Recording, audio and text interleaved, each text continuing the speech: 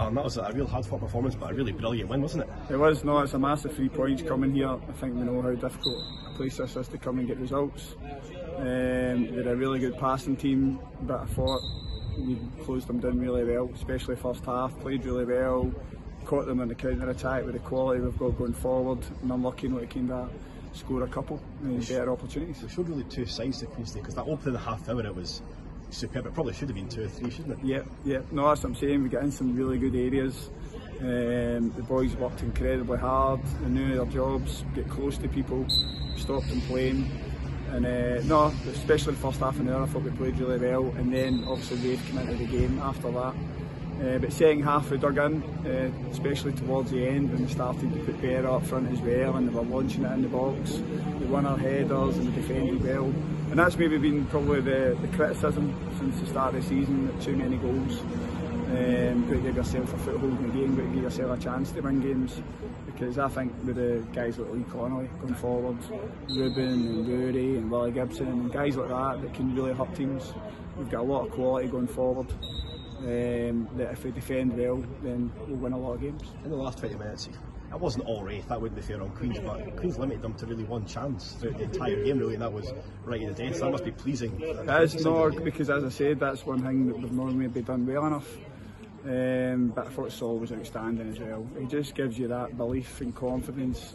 He comes for things, he wins these, anything that comes in the box, he punches it or he catches it, he makes big saves.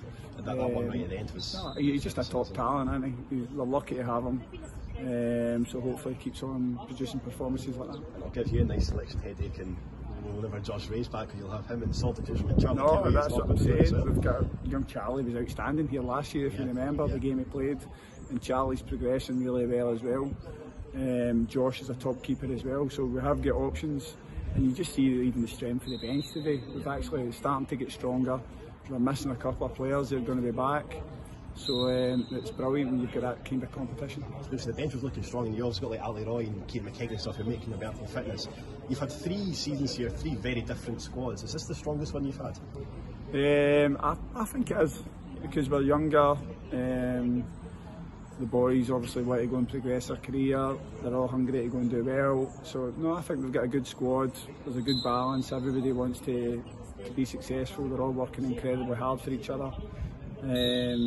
But you know how difficult a league this is. It's a really tough league. There's no easy games. You've got the flexibility as well. When you see Willie Gibson, who played centre mid last week, right mid today, wing back today, played centre half against Dan. You've got all the players in the team can play, and really, there's not many that can play in only one position. They can all play in various. That must be not easy for you. But sometimes that's a difficult thing when you've got players that can come in and play different positions and still play really well.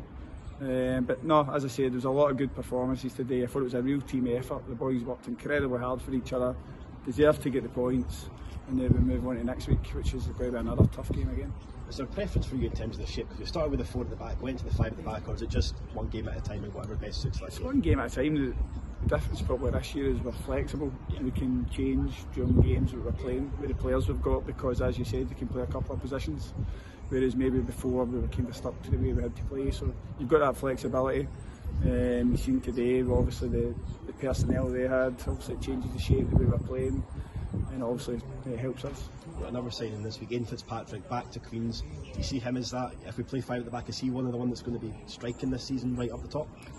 He can play, that's what I'm saying. He can play off the front, he can play as a striker, can play wide. He's got fantastic ability, we all know that. And I think he's one of them that wants to come in and prove to everybody how good a player he is as well. He's at a really good age, so hopefully he does well. Next week, it wouldn't be fair to call them both a surprise package. They've been for 2 seasons now, but they are I think second or third in the league. It's going to be a real tough game at Palmerston, but one you'll be hoping to win. It's really early in the season. That's how it's important to keep in touch with the rest of the pack as well. There's no easy games. Arbroath have been frightening over the last couple of years, really consistent, managed to get results. One thing you've got to do is defend well against Arbroath, because they will put the ball in the box, they will put you under pressure, they will get it forward. So we're going to have to defend well again next week.